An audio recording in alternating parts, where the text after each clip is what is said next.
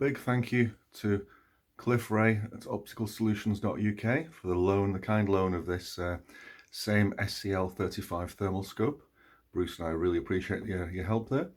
Don't forget to look on the UK Night Vision forum for the latest in what's out there on home build and commercially available night vision and thermal gear.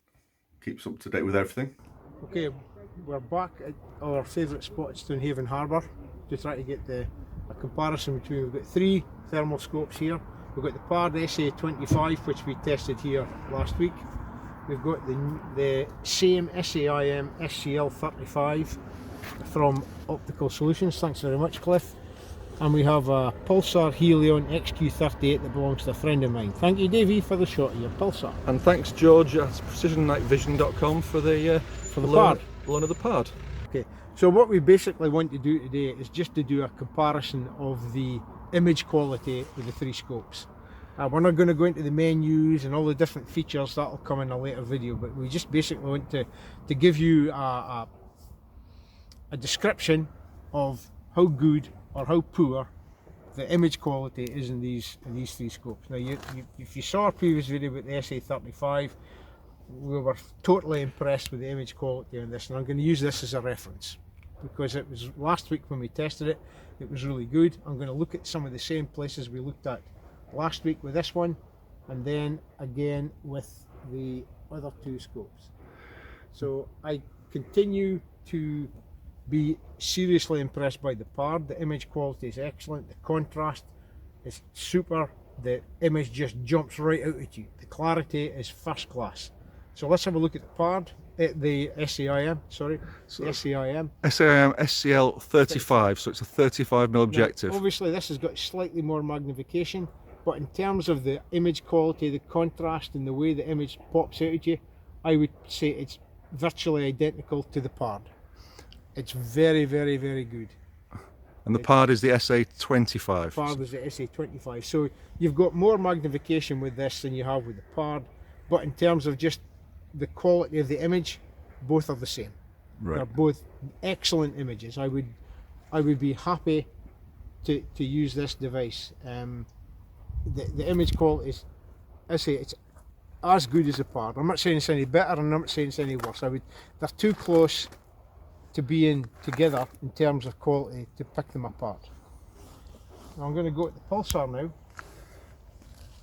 This is the XQ38F. That's a 38mm objective lens. And quite frankly, the image quality of this unit is poor compared to the other two. It lacks clarity, it lacks sharpness, it lacks contrast. The image just doesn't jump out at you in anything like the way that the image does in the PARD and the SAIM. And you should bear in mind that we've got excellent thermal conditions today. Again, we've got clear skies, low humidity, the sun has been shining, we're in the shade now, but we've got areas where the sun is shining, so we can see good contrast between hot and cold targets. So really there's no reason for the Pulsar to be so poor compared to those other two, but it's just the case that it is. It's not as good as the SAIM or and the PARD. The Pulsar is, a year or two old, I guess. Yeah, the Pulsar is an older model, there's no doubt about that. I'm not an expert enough to know what the difference is going on between the sensor and the display, how they're processing the image, but clearly SAIM and PARD have got themselves a better image than the Pulsar have. Now, technically speaking, they're all using the same sensor, 17 micron 384 by 288, probably all from well, maybe not, maybe, I know that the sensor in the Pulsar comes from the French company called Ulysse, and I believe it's the same company who supply the sensors to PARD. SAIM's parent company, is it IRA or something like that? I believe they make their own sensors. Okay. But honestly, there's no difference in image quality between the SAIM and the PARD. Those are both substantially better than the image quality from the Pulsar. Now again, we're putting magnification to the side here because the Pulsar has slightly higher magnification than the other two, but that's not impacting image quality in any way at all. Okay, so for straight out the box, I'd make the PARD and the SAIM equal in terms of image quality. So that would be the first main point I'd like to make. Cool. Moving on from that, and maybe slightly in my personal view, the SAIM uses a calibration the same as a pulsar. In other words, it is a shutter that comes in front of the sensor every so often, and you freezes the image while the sensor gets calibrated. Or you press the C button. Or you press the C button and you can force it to calibrate in the same way that you can with the pulsar. Whichever way, you could, with each of the SAIM and the pulsar, you could in theory lose the chance of a shot, because just when you're ready to pull the trigger, the thing decides to calibrate. Yeah. And by the time it goes through the process, the opportunity is gone. Yeah. The PARD, on the other hand, is a shutterless system. It never calibrates, it never needs to. It uses a different method for what we call non-uniformity correction. And that happens to be my personal preference, but I mean, if you're used to the pulsar system, then the SAIM system, the system they use in the SAIM, is identical to the pulsar. In other words, you've got a shutter that closes off the sensor and allows the electronics to calibrate the sensor. As I say, we're not going to go into the menus. We're going to do that in a separate video. Okay, can you just give me, I didn't record it earlier on, Bruce, can you just give me pick up the SAIM and just give me your verdict, because this is kind of, the SAIM just arrived today, so thanks to Cliff from Optical Solutions. Yep. I'm just going to record Bruce's first impressions as he gave them to me half an hour ago. Okay, now this can be used as a spotter or a scope, and in the same way as the PARD, the SAIM comes with a scope mount that screws onto this bracket on the bottom of the body with 2 screws. Okay, notice that the PARD has many more screw holes and therefore many more options in terms of the position that the scope can be placed in on the mount. Okay, also the PARD has an aluminium body, and the holes in the base have got steel threaded inserts. Okay, that makes it really rather strong. It would be difficult to over torque the screws on the PARD. On the SAIM, the body is plastic. Okay,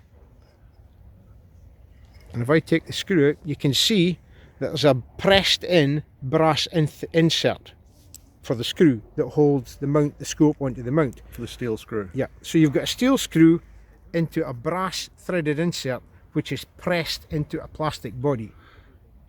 Personally, I don't think that is as strong as the PARD, which is an aluminium body with a steel threaded insert with a steel screw put into it.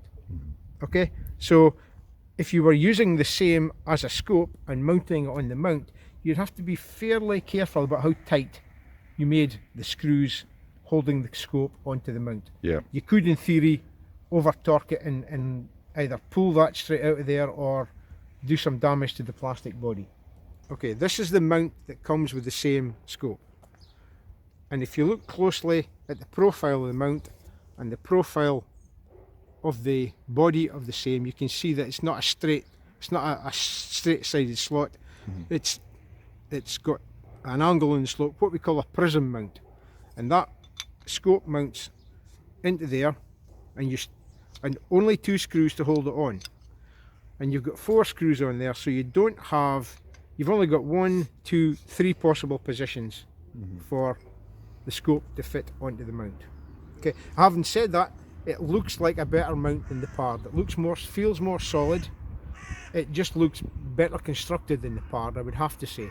Yeah. And let's hope that it is. Yeah. Okay? It does look better than the one on the PARD, definitely. Now the SAIM's, I just interject, the SAIM's a digital scope, so if it needs shimming, I'm guessing we would use washers? We could, yeah, if you have the same issues with the same scope as we had with the PARD 008s and probably the PARD Thermal, then it's going to be a shim at the back. If it's the same problem about the reticle always being low, you've got to shim the back of the scope. So basically what you're going to do is shim the back of the scope so that the scope actually starts to point down. Although you're not going to get it to point down very far. Because of the objective lens. Yeah, and because these are only 2 holes and they're quite close together, it doesn't take much. It won't take much to tilt. No. You'll get a lot of angle change with only a very small amount of vertical change. And you've got, because of the angled sides of this Picatinny channel, that's kind of a forced centering effect. Yeah, when but, when but, you but if when you lift that up with a washer, there's a wobble. well, even just placing it in there just now, there's a little bit of a wobble. Okay, wobble in the channel. Okay. There's a little bit of wobble there. So you could probably get a bit of horizontal movement just by how you tighten up the screws when you put the scope into the rail. You might get a little bit of movement there. Without trying it, I couldn't say, but because I can feel a little bit of wobble here, then I would think there might well be a little bit of horizontal movement in the position of the reticle when you actually fit the scope onto the rifle. Right. Well, they do have a removable recoil arrestor sort of stud. Yeah, it's got a removable recoil arrestor, and these look better, much better than the PARD with those long hooky bolts. This is basically just, these screws here are just basically pressing that clamp into the side of the Picatinny rail, Right. rather than pulling the whole clamp assembly across, and it's all one piece as well.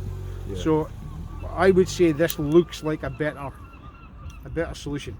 Okay, the batteries on the SAIM are two CR123As, and to access the battery compartment you turn this little plastic knob and the battery lid comes off. At the moment we've got two non-rechargeable CR123s, but it was supplied with two rechargeable batteries.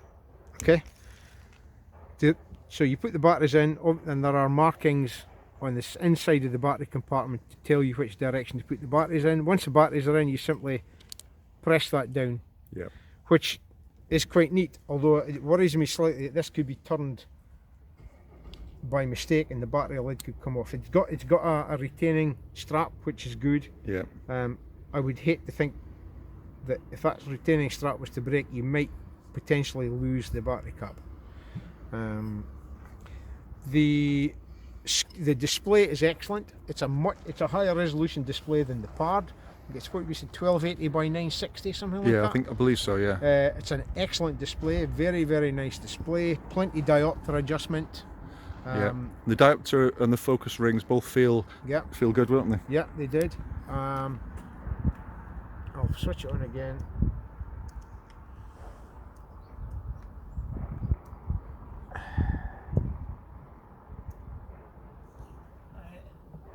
Right, I've just switched it on and it decided it needed to calibrate twice before it would give me a picture I could use.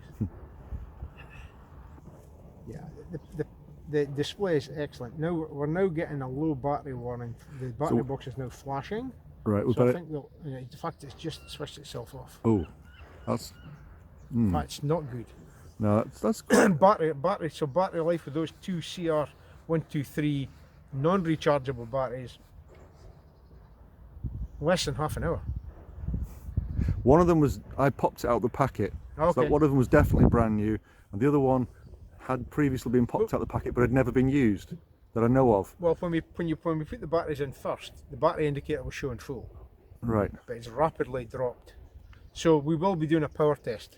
Yeah, but the two, am I right in saying the two rechargeables that were in there when I unboxed it, they were 3.7 volts? They were 3.7, and these two are 3 volts. 3 volts. So. But the thing is that the 3 volt non-rechargeables have a much higher capacity, about 1400 milliamp hours, whereas the rechargeables are only about 650 milliamp hours.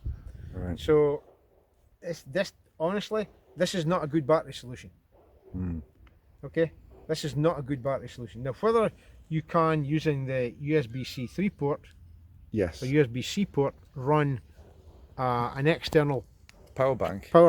I believe you can. I'm pretty sure you can. But this SAIM SCL35 didn't arrive with any instructions. That's right. And I've had a look on YouTube, and there's very few English language videos so far on YouTube. So we're kind of making it up a little bit as we go along. Also, we've had a look at the menus, but the menus are without any text.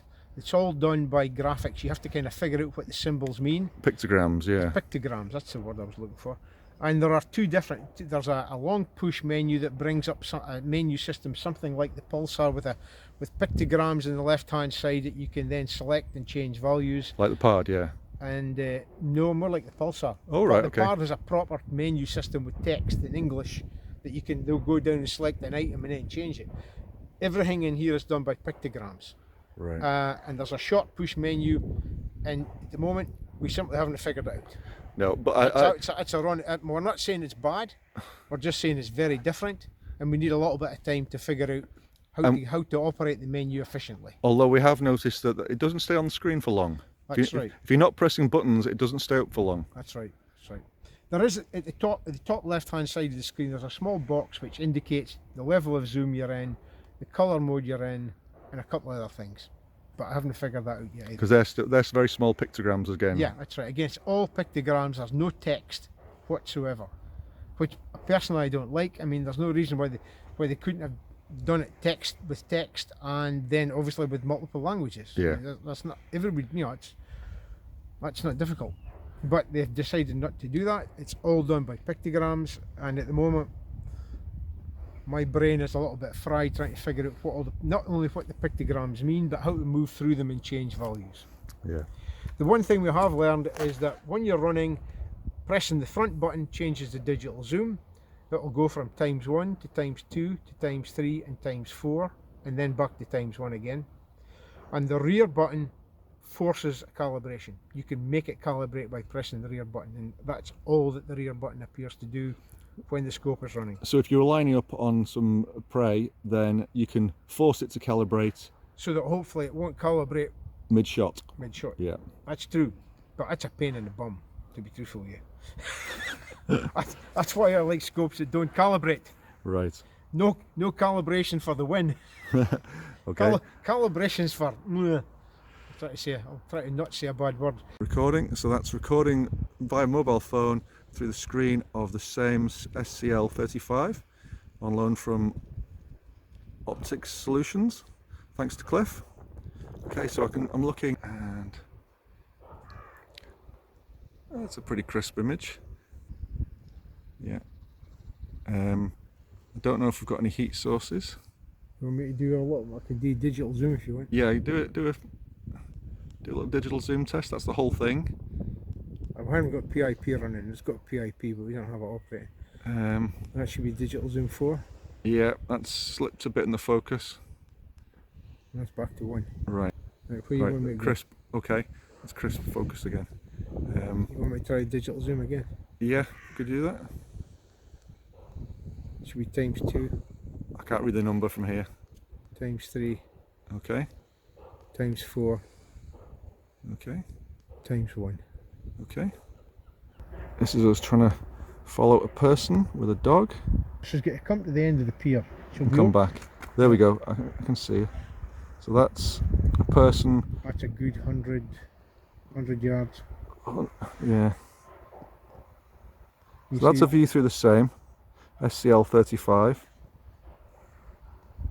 She's going to get to the end of the harbour any second. Just turn and come back. Yeah. You got her? See if I hit zoom. Go on, try. Oh, that's you pressed it twice, yeah. I'm up. Is it now high zoom or low zoom? Right, at this point, I've got the rest of the footage from here on is, in this video, is recorded with the Yukon MPR via the Brucey bonus cable he made up very kindly. Unfortunately, somewhere between the output from the SCL35, sorry, via the USB Type-C socket through the cable onto the Yukon MPR, the footage has evidently been squished widthwise and then chopped off. So when I go through the quick menu functions shortly, you can barely see the tops of the 4 little circles with the pictograms in them. So I'm sorry, there's no other way we could have recorded it. So very soon I'll be uploading images to a Flickr album including the user guide that Cliff kindly sent through. That'll let you see the missing images, the missing icons, the missing pictograms from the bottom with menu options, things like changing brightness, sharpness of the image, that kind of thing. So you'll not see it on the screen in these recordings, but you will see it on the menu. Again, the image you'll see recorded on the Yukon MPR. It's nowhere near as sharp or clear as it is on the screen. The SAIM SCL35 display, the near eye display you use as an eyepiece, is 1280 by 960, so it's very, very, very clear and very sharp, and it's way better than anything you're about to see recorded on the Yukon MPR, sadly, or annoyingly. Anyway, hope you find this useful. So, Russ Douglas 222, Stonehaven Harbour, going through the SAIM SCL35 menus. So, quick menu here, first of all, and I'm in the shade, but the sun's out, so the sun's reflecting off the concrete quayside over there. There are people nearby, there are people down the beach. A small dog over there, zoom in, one, no, so that's times 2,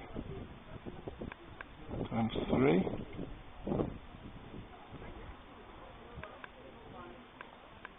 times 4, quite pixely obviously, and again, zoom out.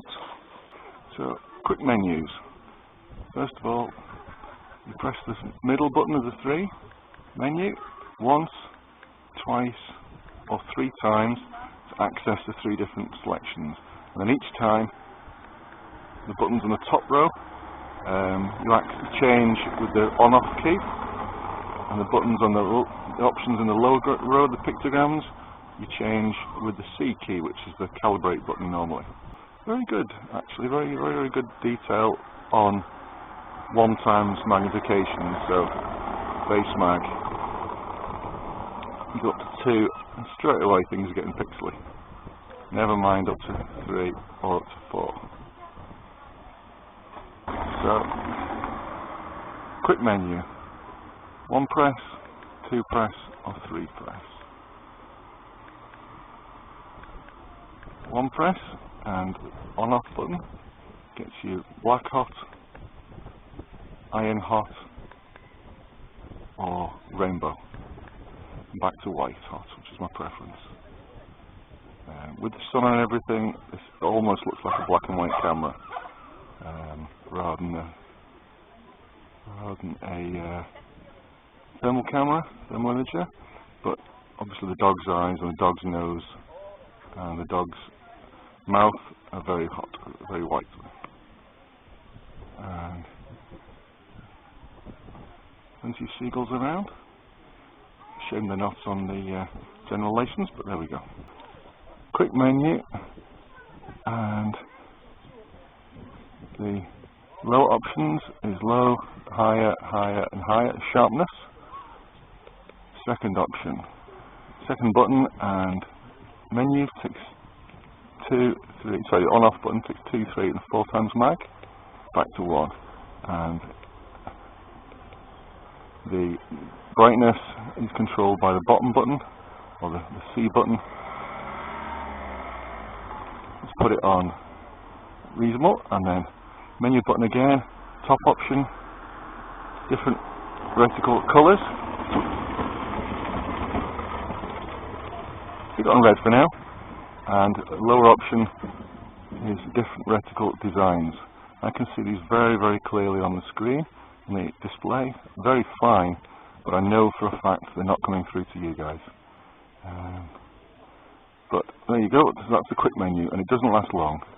One press of the menu button, quick menu. About 5 or 6 seconds and they're off.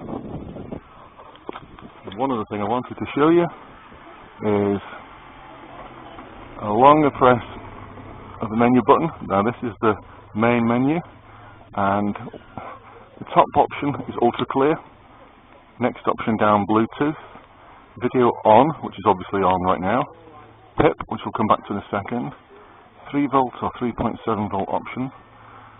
4 different zeroing profiles, G1, 2, 3, 4. Actual zeroing. And then we've got blind pixel compensation, and then a reset. But let's go back to PIP. Press the menu button to select it. Right. And then a long press the menu, switches that off. So PIP, we've got 1 times mag, and PIP is a bit fixely. We've got to 2 times mag. So we're on 2, but the PIP is on 4, I think. And again, 3 times, that'll be 6. And 4 times, it should be 8. Quite pixely. Obviously, I'm not got a shoulder-mounted, shoulder-stock brace rifle here, because that wouldn't be any good in a public place. Still keep forgetting this is a thermal imager. I still keep thinking it's a digital camera. A digital black and white camera, that is. But, let's see if the brake discs show up warm on this car. Probably won't, because it's not been driving for long. Ah, this one might. Yes. White brake discs, front and back, very hot. So thanks very much for watching. Thanks to everyone for subscribing. Please share this, subscribe it, tell your friends, pass the word on. And coming up, there'll be the remaining parts of our SAIM SCL35 review, including footage in the same paddock as with the PARD SA25 the week before. So you can do a direct comparison between the two. I've got a couple of other videos coming up, including more in the works, including things like footage for the PARD including footage with my PARD AA LRFs being zeroed on both my FAC and non-FAC air rifles. The PARD 007 being used zeroing on a high mag day scope out on 17 HMR. Loads of other stuff. Pest control, well, my tips for how to go about looking for a pest control permission with your air rifle, as requested. Thanks guys, thanks Chris. And lots more to come, so please share and subscribe and keep watching. Thank you. Thanks for everyone's support as well and everyone's comments. Much appreciated.